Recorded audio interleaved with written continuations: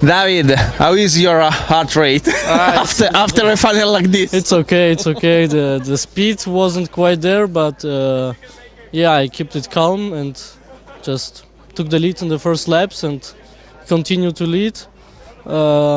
Yeah, so a win in the end. Also happy because of the last race in Lonato.